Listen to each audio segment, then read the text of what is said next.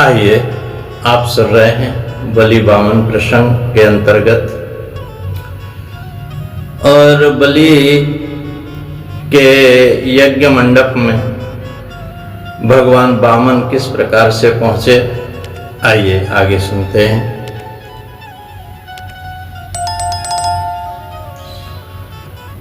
बामन अंगुल के हैं, बोने बन करके भगवान गए हैं।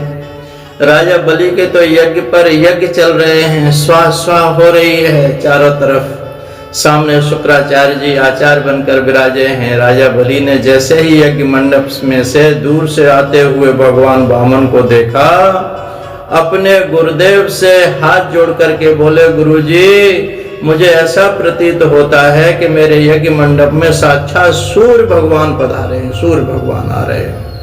आचार्य शुक्राचार्य ने कहा, राजन, सूर्य नहीं तो चंद्रमा तो अवश्य ही होंगे। इतना सुंदर स्वरूप तो हमने भी जीवन में कभी नहीं देखा।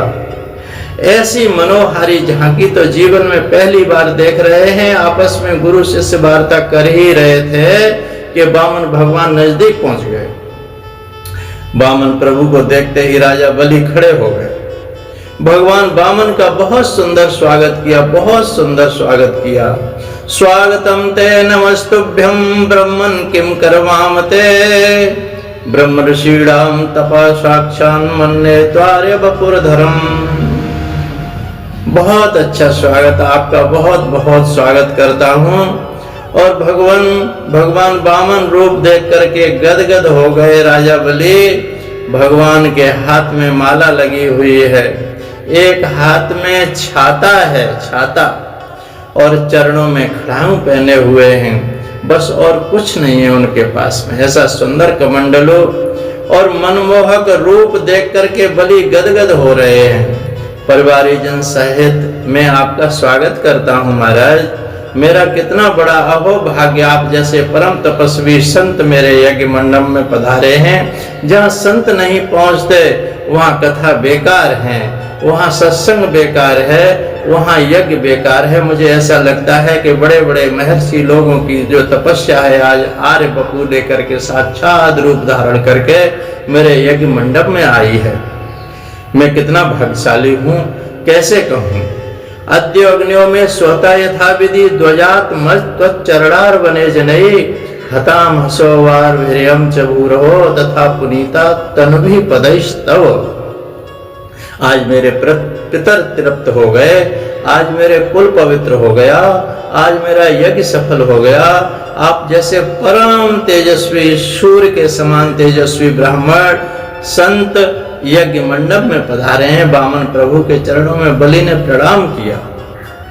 बामन भगवान ने सोचा, किसी से कुछ लेना होता है तो कुछ तो दिखाना ही पड़ता है ना, बिना दिखाए कोई कुछ देता नहीं है। मौन खड़े हैं प्रभु, माला जप रहे हैं, माला जप रहे हैं, कमंडलू हाथ में है, शांत खड़े हैं। बलि ने प्रणाम करके पूछा, आपका आश्रम कहाँ है महाराज? मैंने पूछा, आप कहाँ रहते हैं महाराज? आपके माता पिता कहाँ रहते हैं? बलि ने शुक्राचार्य की ओर इशारा किया, गुरुजी, ये ब्रह्मचारी तो बोलते ही नहीं है। क्यों नहीं बोलते? शुक्राचार्य बोले, देखो इनका जप चल रहा है और माला जाप करते समय बोले कैसे? अब तो बलि की श्रद्धा और बढ़ गई। ऐसा भजनानंदी, ऐसा संत मेरे यज्ञ में मंडप में आया, मेरा यज्ञ सफल हुआ। चरणों में गिर गए बलि और हाथ जोड़ करके बोले, बताइए ना, मैं आपकी क्या सेवा करूं? पता नहीं आपको क्या क्या दे दूं। मैं आपके श्री मुख से सुनना चाहता हूं महाराज, क्या सेवा करूं आपकी? गाम कांचनम गुणवद्धाम रष्टम तथा अन्न पेयम उतवा विप्रकन्याम, ग्रामान समृद्धान स्तुरगान गजानवा, रथांस तथा अर्हतम संप्रतीक्षम। आपको 2-4 हजार गौ दान में दे दूं। सुनिए, सोने का बना महल आपको दान में दे दूं। आपका विवाह नहीं हुआ हो तो किसी ब्राह्मण कन्या के साथ में आपका विवाह करा देता हूं महाराज। और सुनिए, मैं 10-5 ब्राह्मण कन्याओं का हर साल अपने राजकोष से विवाह करवाता हूं, एक और करवा दूंगा। लेकिन आप कुछ तो बोले, मैं बनावटी बात नहीं कर रहा महाराज। लेकिन आपके श्री मुख से श्री विग्रह को देख करके मेरा मन स्वतः ऐसा करता है कि आपको सब कुछ दे ही दूं। ऐसा नन्हा सा ब्राह्मण इतना मस्तक पर तेज बातें सुनकर भगवान ने माला पूरी कर ली। ओहो, क्या आपका नाम बलि है? भगवान बोले, आपका नाम बलि है? बलि बोले, जी प्रभु, मुझे ही बलि कहते हैं। आपके पर बाबा का हिरण्यकश्यप बड़े दानी थे, आपके बाबा प्रहलाद बड़े दानी थे, आपके पिता विरोचन भी, उनका तो कहना ही क्या, दानी बहुत बड़े थे। आप यदि मुझे दान की बात करते हैं तो क्या आश्चर्य की बात नहीं है, कोई आश्चर्य की बात नहीं है। लेकिन संकोच की बात यह है कि राजन, मैं तुम्हारी इस इच्छा को पूर्ण नहीं कर सकता, पूर्ण नहीं कर सकता। आप पूर्ण क्यों नहीं कर सकते? बलि ने कहा। भगवान बोले, मैं महान त्यागी हूं, एक पैसा भी दान में नहीं लेता, एक पैसा मैंने जीवन में कभी दान लिया ही नहीं, कभी छुआ भी नहीं है मैंने, तो तुमसे कैसे ले लूं? मेरा नियम बिगड़ जाएगा, मेरा त्याग चला जाएगा। बलि ने कहा, आपको कुछ तो लेना ही होगा मेरे प्रभु, यहाँ यज्ञ हो रहा है, आप जैसा विद्वान संत यहाँ आकर के बिना कुछ लिए चला जाए, मेरे लिए कितने संकोच की बात है। भगवान बोले, क्यों, किसी से कुछ ले राजन, अकेला शरीर है, मेरे पास छाता है, वर्षा आती है तो छाता तान लेता हूँ, पानी पीने के लिए कमंडलू है, भिक्षा के लिए पात्र है, मेरी कोई कामना ही नहीं, मेरी कोई कामना नहीं है। राजन क्या मांगना? राजा बलि चरणों में गिर करके बोले, सुनिए, आप अकेले हैं इसलिए कुछ लेना नहीं चाहते तो विवाह कर लीजिए ना, विवाह करा देते हैं, पत्नी आ जाएगी तो फिर आप दो हो जाएंगे, तब तो दान ले सकते हैं ना आप। भगवान बोले, विवाह के चक्कर में मन डालो मुझे, आखिर में रोना ही पड़ता है विवाह में। बलि बोले, क्या कहते हैं आप? गृहस्थ जीवन तो सबसे श्रेष्ठ जीवन है, आप विवाह करने की तो बात तो करें, मैं तुरंत ही करवा दूंगा। भगवान बोले, ना, दान तो तुम बाद में देना, पहले विवाह ही करा दो। हमारा बलि बहुत प्रसन्न हुए।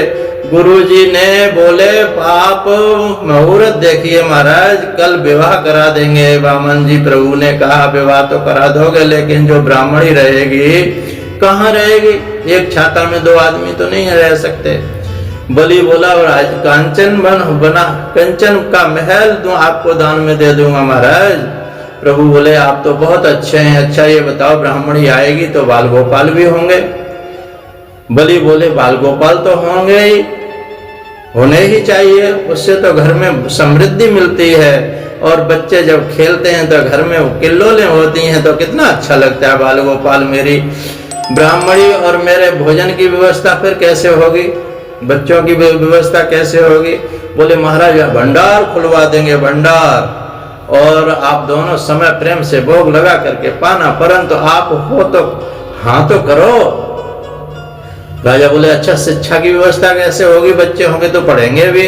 बोले, अपना विद्यालय है ना, हिरण्यकशिपु दानव विश्वविद्यालय, उसी में आपके कुमारों की शिक्षा व्यवस्था हो जाएगी। राजा, आप तो बहुत अच्छे हैं, लेकिन यह बताओ कि बाल गोपाल होंगे तो फिर 10-5 तो होंगे ही होंगे। बलि बोले, मुझे क्या मालूम 10 होंगे कि 5 होंगे या 50, तो होंगे तो वो तो होंगे ही होंगे। नहीं, ये पूछ रहा था कि 10-5 बाल गोपाल जब होंगे तो उनमें से 1-2 कभी मरेंगे भी? वो निश्चित है, मर जाते हैं। बलि बोले, मर भी सकता है महाराज, मरने के बाद जो रोया जाता है वो रोने की क्या व्यवस्था करोगे?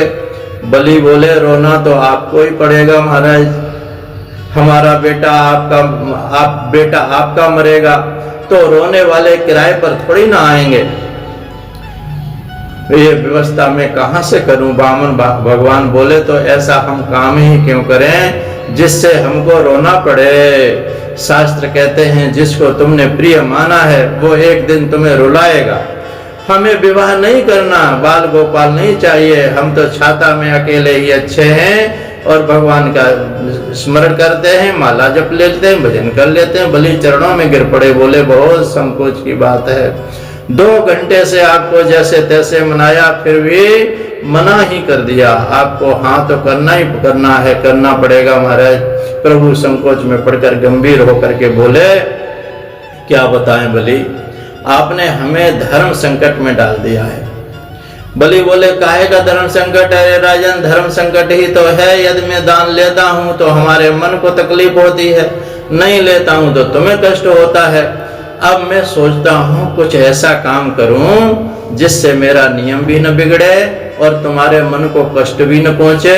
देखो ज्यादा दान तो लेंगे नहीं हम, तब तो नियम बिगड़ेगा, और बिल्कुल नहीं लेंगे तो तुम्हें कष्ट होगा। इसलिए ऐसा करो, तस्मात् त्वत्तो महीमीषद वृणेहं वरदर्शवात् पदानि त्रीणि दैत्येन्द्र संवितानि पदा मम। तुम हमें केवल 3 पैर 3 पग पृथ्वी दान में दे दो, बस वह भी अपने ही पैरों से नाप करके ले लेंगे हम। इसलिए नियम नहीं बिगड़ेगा, और ले रहे हैं इसलिए कि तुम्हें मन में तकलीफ नहीं होगी। बलि हंसकर बोला, एक बात कहूंगा पंडित जी, बुरा न माने, आप रहे बामन के बामने, वह मांगना भी नहीं आता, केवल 3 पैर धरती मेरे से मांग रहे हैं, त्रिलोकीनाथ से मांग रहे हैं। इसलिए तो कहते हैं अग्रम बुद्धि बनिया, मध्यम बुद्धि जाट, तर्क बुद्धि त्रिकड़ा और बामन चौपट पाट। अभी आप छोटे ही तो हैं, मांगना भी नहीं आता। भगवान मन में कहा तुम 3 पैर ही पूरे कर देना, बड़े त्रिलोकीनाथ बनते हो। बलि ने कहा अब क्या बताऊं, मेरी तो बहुत कुछ इच्छा है आपको देने की महाराज, लेकिन आप 3 पैर ही लेना चाहते हैं। किस प्रकार 3 पद पृथ्वी लेके, यह आगे के भाग में सुनेंगे किस प्रकार से 3 पद पृथ्वी नापते हैं। बोलिए सद्गुरुदेव भगवान की जय, सच्चिदानंद भगवान की जय। जय जय श्री राधे, जय जय श्री कृष्ण। सोहम सोहम सोहम।